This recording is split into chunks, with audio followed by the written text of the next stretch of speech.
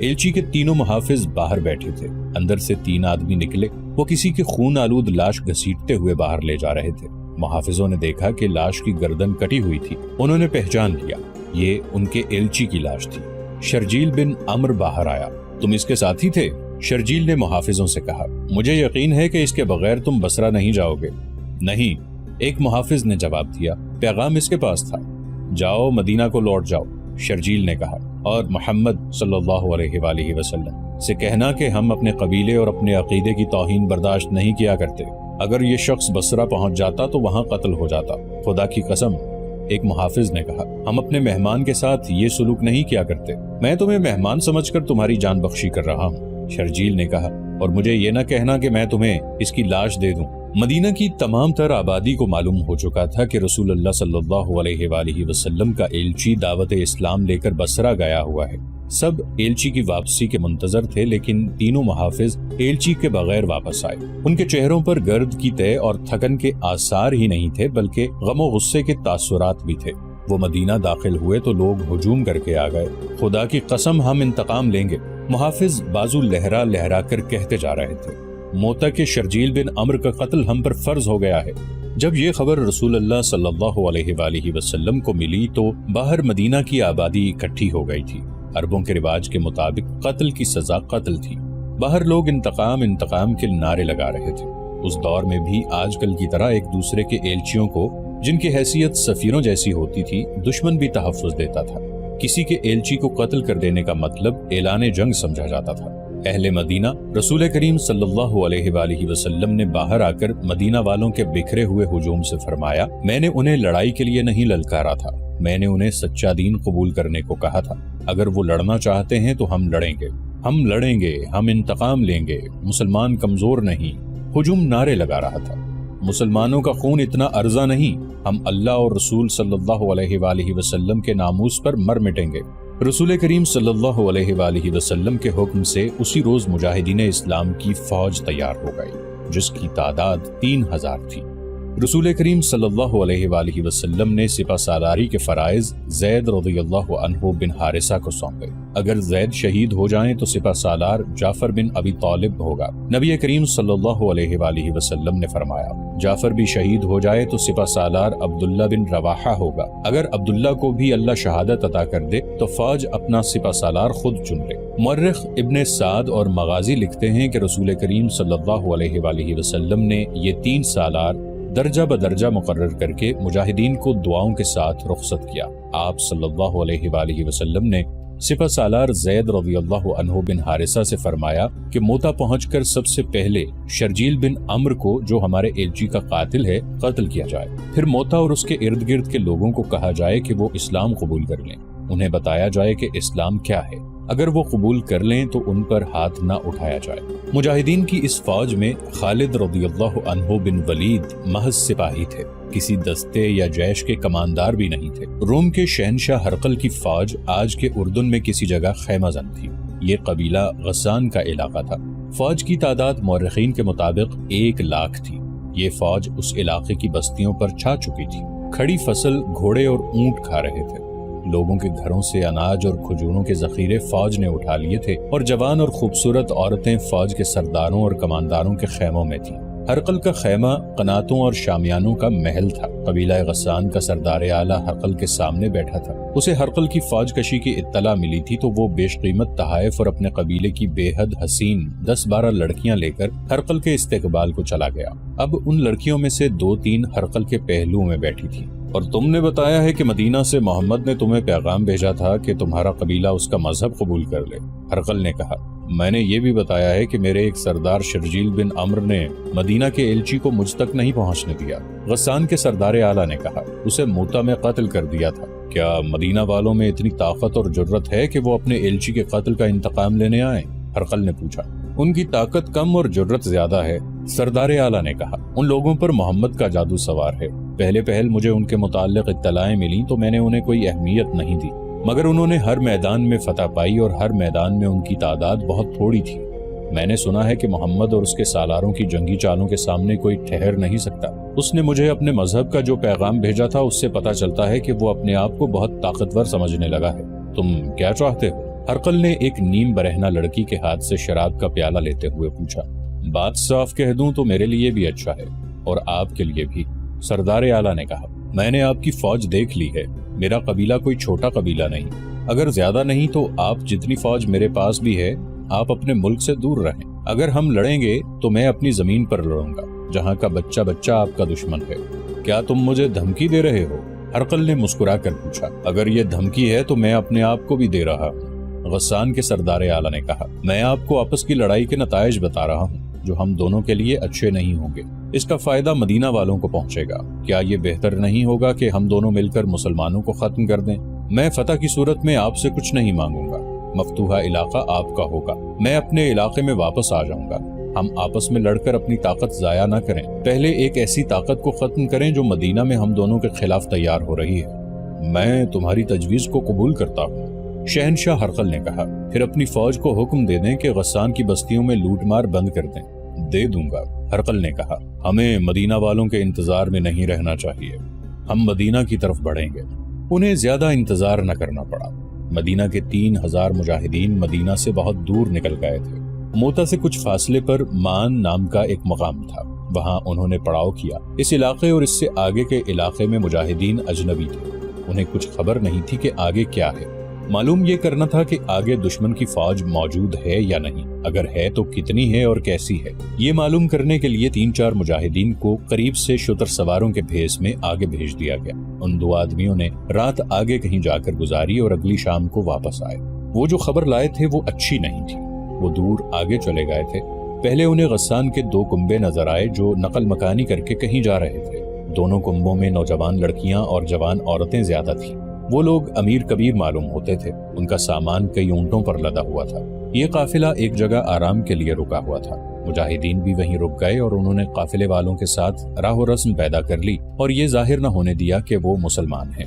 انہوں نے بتایا کہ وہ بصرہ جا رہے ہیں اور وہاں سے تجارت کا سامان لائیں گے، یہیں سے واپس چلے جاؤ۔ قافلے کے آدمیوں نے انہیں بتایا، روم کے بادشاہ ہرقل کا لشکر لوٹ مار اور قتل و غارت کرتا چلا آ رہا ہے، تم سے اونٹ اور مال و دولت چھین لیں گے اور ہو سکتا ہے تمہیں قتل بھی کر دیں۔ پھر ہرقل کی فوج کشی کی باتیں ہوتی رہیں۔ پتہ چلا کہ انہوں نے ہرقل کی فوج دیکھی نہیں، صرف سنا ہے کہ یہ فوج اردن میں داخل ہو کر لوٹ مار کر رہی ہے۔ ان کنبوں میں چونکہ عورتیں زیادہ تھیں، اس لیے انہیں بچانے کے لیے یہ لوگ بھاگ نکلے۔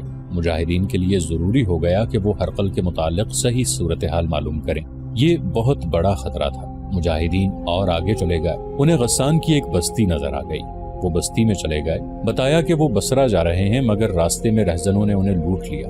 بستی والوں نے انہیں کھانا کھلایا اور خاصی آؤ بھگت کی۔ وہاں سے انہیں صحیح اطلاع ملی۔ صحیح صورتحال یہ تھی کہ ہرقل اور قبیلہ غسان کے درمیان معاہدہ طے پا گیا تھا۔ قبیلہ غسان نے اپنی فوج ہرقل کی فوج میں شامل کر دی تھی اور دونوں فوجوں کا رخ مدینہ کی طرف تھا۔ مورخوں نے ہرقل کی فوج کی تعداد 1,00,000 اور 1,00,000 غسان کی فوج کی تعداد لکھی ہے، لیکن بعض مورخ اس سے اتفاق نہیں کرتے۔ وہ دونوں فوجوں کی مجموعی تعداد 1,00,000 بتاتے ہیں۔ بہرحال مدینہ کی اسلامی فوج کی تعداد سب نے 3,000 لکھی ہے۔ اگر ہم واپس چلے گئے تو یہ ہرقل اور غسان کے لیے دعوت ہوگی کہ بے دھڑک مدینہ تک چلے آؤ۔ عبداللہ رضی اللہ عنہ بن رواحہ نے کہا، ہم دشمن کو یہیں پر روکیں گے۔ کیا ہم اتنی تھوڑی تعداد میں اتنے بڑے لشکر کو روک سکیں گے؟ زید رضی اللہ عنہ بن حارثہ نے پوچھا، کون سے میدان میں ہم تھوڑی تعداد میں نہیں تھے؟ جعفر رضی اللہ عنہ بن ابی طالب نے کہا، اگر ہم مل کر کسی فیصلے پر نہیں پہنچ سکتے تو ہم میں سے کوئی مدینہ چلا جائے اور رسول اللہ صلی اللہ علیہ وآلہ وسلم سے احکام لے آئے، ہم اتنا وقت ضائع نہیں کر سکتے۔ عبداللہ رضی اللہ عنہ نے کہا، دشمن ہمیں اتنی مہلت نہیں دے گا، خدا کی قسم میں دشمن کو یہ تاثر نہیں دوں گا کہ ہم اس کے لشکر سے ڈر گئے ہیں، اور میں مدینہ میں یہ کہنے کے لیے داخل نہیں ہوں گا کہ ہم پسپا ہو کر آئے ہیں۔ زید رضی اللہ عنہ نے کہا، جانیں قربان کر کے زندہ رہنے والوں کے لیے مثال قائم کر جائیں گے۔ یہ مت بھولو کہ غسان کی فوج میں عیسائیوں کی تعداد زیادہ ہے، عیسائی اپنے مذہب کی خاطر لڑیں گے۔ عبداللہ بن رواحہ کھڑے ہوئے اور اپنے مجاہدین کو اکٹھا کر کے اتنے جوشیلے لہجے میں خطاب کیا کہ 3,000 مجاہدین کے نعرے زمین و آسمان کو ہلانے لگے۔ سپہ سالار زید رضی اللہ عنہ بن حارثہ نے آگے کو کوچ کا حکم دیا۔ مورخین لکھتے ہیں کہ مجاہدین اسلام نے اپنے آپ کو بڑے ہی خطرناک امتحان میں ڈال دیا۔ ہرقل اور غسان کے سردار اعلیٰ کو معلوم ہو گیا تھا کہ مدینہ سے چند ہزار نفری کی فوج اپنے ایلچی کے قتل کا انتقام لینے آ رہی ہے۔ مجاہدین کو کچل ڈالنے کے لیے ہرقل اور غسان کے لشکر آ رہے تھے۔ مجاہدین بڑھتے چلے گئے اور بلقا پہنچے۔ انہیں اور آگے جانا تھا، لیکن غسان کی فوج کے 2 دستے جن کی تعداد مجاہدین کی نسبت 3 گنا تھی، راستے میں حائل ہو گئے۔ زید رضی اللہ عنہ بن حارثہ نے مجاہدین کو دور ہی روک لیا اور ایک بلند جگہ کھڑے ہو کر علاقے کا جائزہ لیا۔ انہیں یہ زمین لڑائی کے لیے موزوں نہ لگی۔ دوسرے سالاروں سے مشورہ کر کے زید رضی اللہ عنہ بن حارثہ مجاہدین کو پیچھے لے آئے۔ غسان کی فوج نے اسے پسپائی سمجھ کر مجاہدین کا تعاقب کیا۔ زید رضی اللہ عنہ موتا کے مقام پر رک گئے اور فوراً اپنے مجاہدین کو لڑائی کی ترتیب میں کر لیا۔ انہوں نے فوج کو 3 حصوں میں ترتیب دیا، دایاں اور بایاں پہلو اور قلب۔ دائیں پہلو کی کمان قطبہ رضی اللہ عنہ بن قتادہ کے پاس تھی اور بائیں پہلو کی عبایہ رضی اللہ عنہ بن مالک کے ہاتھ تھی۔ زید رضی اللہ عنہ خود قلب میں رہے۔ اللہ کے سچے نبی کے عاشق ہو۔ زید رضی اللہ عنہ بن حارثہ نے بڑی بلند آواز سے مجاہدین کو للکارا، آج ہمیں ثابت کرنا ہے کہ ہم حق کے پرستار ہیں۔ آج باطل کے نیچے سے زمین کھینچ لو، اپنے سامنے باطل کا لشکر دیکھو اور اس سے مت ڈرو۔ یہ لڑائی طاقت کی نہیں، یہ جرت، جذبے اور دماغ کی جنگ ہے۔ میں تمہارا سپہ سالار بھی ہوں اور علم بردار بھی۔ دشمن کا لشکر اتنا زیادہ ہے کہ تم اس میں گم ہو جاؤ گے، لیکن اپنے ہوش گم نہ ہونے دینا۔ ہم اکٹھے لڑیں گے اور اکٹھے مریں گے۔ زید رضی اللہ عنہ نے علم اٹھا لیا۔ دشمن کی طرف سے تیروں کی پہلی بوچھاڑ آئی۔ زید رضی اللہ عنہ کے حکم سے مجاہدین کے دائیں اور بائیں پہلو پھیل گئے اور آگے بڑھے۔ یہ آمنے سامنے کا تصادم تھا۔ مجاہدین دائیں اور بائیں پھیلتے اور آگے بڑھتے چلے گئے اور زید رضی اللہ عنہ نے قلب کو آگے بڑھا دیا۔ وہ خود آگے تھے۔ یہ مرکہ ایسا تھا کہ مجاہدین کا حوصلہ اور جذبہ برقرار رکھنے کے لیے سپہ سالار کا آگے ہونا ضروری تھا۔ چونکہ علم بھی سپہ سالار زید رضی اللہ عنہ بن حارثہ کے پاس تھا، اس لیے دشمن انہی پر تیر برساتا اور حلے بول رہا تھا۔ زید رضی اللہ عنہ کو تیر لگ چکے تھے، جسم سے خون بہ رہا تھا، لیکن انہوں نے علم نیچے نہ ہونے دیا اور ان کی للکار خاموش نہ ہوئی۔ علم اٹھاتے ہوئے وہ تلوار بھی چلا رہے تھے، پھر ان کے جسم میں برچیاں لگیں۔ آخر وہ گھوڑے سے گر پڑے اور شہید ہو گئے۔ علم گرتے ہی مجاہدین کچھ بددل ہوئے، لیکن جعفر رضی اللہ عنہ بن ابی طالب نے بڑھ کر علم اٹھا لیا۔ رسول اللہ صلی اللہ علیہ وآلہ وسلم کے شہدائیوں، جعفر رضی اللہ عنہ نے علم اوپر کر کے بڑی ہی اونچی آواز سے کہا، خدا کی قسم، اسلام کا علم گر نہیں سکتا، اور انہوں نے زید رضی اللہ عنہ بن حارثہ شہید کی جگہ سنبھال لی۔ مجاہدین لشکر کفار میں گم ہو گئے تھے، لیکن ان کا جذبہ قائم تھا۔ ان کی للکار اور ان کے نعرے سنائی دے رہے تھے۔ سالار سپاہیوں کی طرح لڑ رہے تھے۔ ان کا علم بلند تھا۔ تھوڑی ہی دیر بعد علم گرنے لگا۔ علم گرتا تھا اور اٹھتا تھا۔ عبداللہ رضی اللہ عنہ بن رواحہ نے دیکھ لیا، سمجھ گئے کہ علم بردار زخمی ہے اور اب وہ علم کو سنبھال نہیں سکتا۔ علم بردار سپہ سالار خود تھا۔ یہ جعفر رضی اللہ عنہ بن ابی طالب تھے۔ عبداللہ رضی اللہ عنہ بن رواحہ ان کی طرف دوڑے۔ ان تک پہنچنا ممکن نظر نہیں آتا تھا۔ عبداللہ رضی اللہ عنہ جعفر رضی اللہ عنہ تک پہنچے ہی تھے کہ جعفر رضی اللہ عنہ گر پڑے۔ ان کا جسم خون میں نہا گیا تھا۔ جسم پر شاید ہی کوئی ایسی جگہ تھی جہاں تلوار یا برچھی کا کوئی زخم نہ تھا۔ جعفر رضی اللہ عنہ گرتے ہی شہید ہو گئے۔ عبداللہ رضی اللہ عنہ نے پرچم اٹھا کر بلند کیا اور نعرہ لگا کر مجاہدین کو بتایا کہ انہوں نے علم اور سپہ سالاری سنبھال لی ہے۔ یہ دشمن کی فوج کا ایک حصہ تھا جس کی تعداد 10 سے 15 ہزار تک تھی۔ یہ تمام تر نفری غسانی عیسائیوں کی تھی جو اس مارکے کو مذہبی جنگ سمجھ کر لڑ رہے تھے۔ اتنی زیادہ تعداد کے خلاف 3000 مجاہدین کیا کر سکتے تھے، لیکن ان کی قیادت اتنی دانشمند اور عسکری لحاظ سے اتنی قابل تھی کہ اس کے تحت مجاہدین جنگی طریقے اور سلیقے سے لڑ رہے تھے۔ ان کا انداز لٹھ بازوں والا نہیں تھا، مگر دشمن کی تعداد اتنی زیادہ تھی کہ مجاہدین بکھرنے لگے، یہاں تک کہ بعض اس انتشار اور دشمن کے دباؤ اور زور سے گھبرا کر مارکے سے نکل گئے، لیکن وہ بھاگ کر کہیں گئے نہیں، قریب ہی کہیں موجود رہے۔ باقی مجاہدین انتشار کا شکار ہونے سے یوں بچے کہ وہ 4-4 5-5 اکٹھے ہو کر لڑتے رہے۔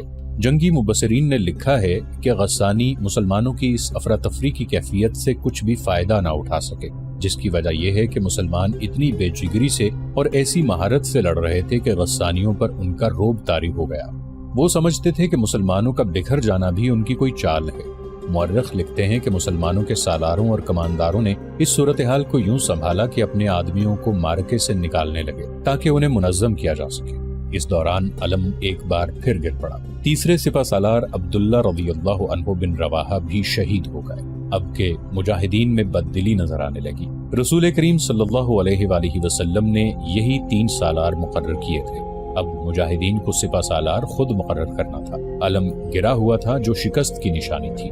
ایک سرکردہ مجاہد ثابت رضی اللہ عنہ بن ارقم نے علم اٹھا کر بلند کیا اور نعرہ لگانے کے انداز سے کہا، اپنا سپہ سالار کسی کو بنا لو، علم کو میں بلند رکھوں گا، میں ثابت بن ارقم۔ مورخ ابن سعد نے لکھا ہے کہ ثابت رضی اللہ عنہ اپنے آپ کو سپہ سالاری کے قابل نہیں سمجھتے تھے اور وہ مجاہدین کی رائے کے بغیر سپہ سالار بننا بھی نہیں چاہتے تھے، کیونکہ نبی کریم صلی اللہ علیہ وآلہ وسلم کا حکم تھا کہ 3 سالار اگر شہید ہو جائیں تو 4تھے سالار کا انتخاب مجاہدین خود کریں۔ ثابت رضی اللہ عنہ کی نظر خالد رضی اللہ عنہ بن ولید پر پڑی جو قریب ہی تھے، مگر خالد رضی اللہ عنہ بن ولید کو مسلمان ہوئے ابھی 3 ہی مہینے ہوئے تھے، اس لیے انہیں اسلامی معاشرے میں ابھی کوئی حیثیت حاصل نہیں ہوئی تھی۔ ثابت رضی اللہ عنہ بن ارقم خالد رضی اللہ عنہ کے عسکری جوہر اور جذبے سے واقف تھے۔ انہوں نے علم خالد رضی اللہ عنہ کی طرف بڑھایا، بے شک اس رتبے کے قابل تم ہو خالد، خالد خالد خالد۔ ہر طرف سے آوازیں بلند ہونے لگی، خالد ہمارا سپہ سالار ہے۔ خالد رضی اللہ عنہ نے لپک کر علم ثابت رضی اللہ عنہ سے لے لیا۔ غسانی لڑ تو رہے تھے لیکن ذرا پیچھے ہٹ گئے تھے۔ خالد رضی اللہ عنہ کو پہلی بار آزادی سے قیادت کے جوہر دکھانے کا موقع ملا۔ انہوں نے چند ایک مجاہدین کو اپنے ساتھ رکھ لیا اور ان سے قاصدوں کا کام لینے لگے، خود بھی بھاگ دوڑ کرنے لگے اور لڑتے بھی رہے۔ اس طرح انہوں نے مجاہدین کو جو لڑنے کے قابل رہ گئے تھے یکجا کر کے منظم کر لیا اور انہیں پیچھے ہٹا لیا۔ غسانی بھی پیچھے ہٹ گئے تھے اور دونوں طرف سے تیروں کی بوچھاڑیں برسنے لگی، فضا میں ہر طرف تیر اڑ رہے تھے۔ خالد رضی اللہ عنہ نے صورتحال کا جائزہ لیا، اپنی نفری اور اس کی کیفیت دیکھی تو ان کے سامنے یہی صورت رہ گئی تھی کہ معرکہ ختم کر دیں۔ دشمن کو کمک بھی مل رہی تھی، لیکن خالد رضی اللہ عنہ پسپا نہیں ہونا چاہتے تھے۔ پسپائی بجا تھی لیکن خطرہ یہ تھا کہ دشمن تعاقب میں آئے گا، جس کا نتیجہ مجاہدین کی تباہی کے سوا کچھ نہ ہوگا۔ خالد رضی اللہ عنہ نے سوچ سوچ کر ایک دلیرانہ فیصلہ کیا۔ وہ مجاہدین کے آگے ہو گئے اور غسانیوں پر حلہ بول دیا۔ مجاہدین نے جب اپنے سپہ سالار اور اپنے علم کو آگے دیکھا تو ان کے حوصلے تر و تازہ ہو گئے۔ یہ حلہ اتنا دلیرانہ اور اتنا تیز تھا کہ کثیر تعداد غسانی عیسائیوں کے قدم اکھڑ گئے۔ مجاہدین کے حلے اور ان کی ضربوں میں قہر تھا۔ مورخ لکھتے ہیں اور حدیث بھی ہے کہ اس وقت تک خالد رضی اللہ عنہ کے ہاتھ میں 9 تلواریں ٹوٹ چکی تھیں۔ خالد رضی اللہ عنہ دراصل غسانیوں کو بکھیر کر مجاہدین کو پیچھے ہٹانا چاہتے تھے، اس میں وہ کامیاب رہے۔ انہوں نے اپنے اور مجاہدین کے جذبے اور اسلام کے عشق کے بلبوتے پر یہ دلیرانہ حملہ کیا تھا۔ حملے اور حلے کی شدت نے تو پورا کام کیا، لیکن غسانی مجاہدین کی غیر معمولی دلیری سے مروب ہو گئے اور پیچھے ہٹ گئے۔ ان میں انتشار پیدا ہو گیا تھا۔ اس کے ساتھ ہی مجاہدین کے دائیں پہلو کے ساتھ سالار قطبہ رضی اللہ عنہ بن قتادہ نے غسانیوں کے قلب میں گھس کر ان کے سپہ سالار مالک کو قتل کر دیا۔ اس سے غسانیوں کے حوصلے جواب دے گئے اور وہ تعداد کی افراد کے باوجود بہت پیچھے چلے گئے اور منظم نہ رہ سکے۔ خالد رضی اللہ عنہ نے اسی لیے یہ دلیرانہ حملہ کیا تھا کہ مجاہدین کو تباہی سے بچایا جا سکے۔ وہ انہوں نے کر لیا اور مجاہدین کو واپسی کا حکم دے دیا۔ اس طرح یہ جنگ ہار جیت کے بغیر ہی ختم ہو گئی۔ جب مجاہدین خالد رضی اللہ عنہ بن ولید کی قیادت میں مدینہ میں داخل ہوئے تو مدینہ میں پہلے ہی خبر پہنچ چکی تھی کہ مجاہدین پسپا ہو کر آ رہے ہیں۔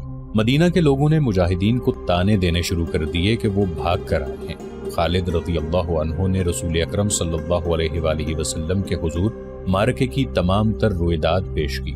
لوگوں کے تانے بلند ہوتے جا رہے تھے، خاموش ہو جاؤ۔ رسول کریم صلی اللہ علیہ وآلہ وسلم نے بلند آواز سے فرمایا، یہ میدان جنگ کے بگھوڑے نہیں، یہ لڑ کر آئے ہیں اور آئندہ بھی لڑیں گے۔ خالد اللہ کی تلوار ہے۔ ابن حشام واقدی اور مغازی لکھتے ہیں کہ رسول کریم صلی اللہ علیہ وآلہ وسلم کے یہ الفاظ خالد رضی اللہ عنہ بن ولید کا خطاب بن گئے۔ سیف اللہ، اللہ کی شمشیر۔ اس کے بعد یہ شمشیر اللہ کی راہ میں ہمیشہ بے نیام رہی۔ قبیلہ قریش کا سردار اعلیٰ ابو سفیان جو کسی وقت للکار کر بات کیا کرتا تھا اور مسلمانوں کے گروہ کو محمد کا گروہ کہہ کر انہیں پلے ہی نہیں باندھتا تھا، اب بجھ کے رہ گیا تھا۔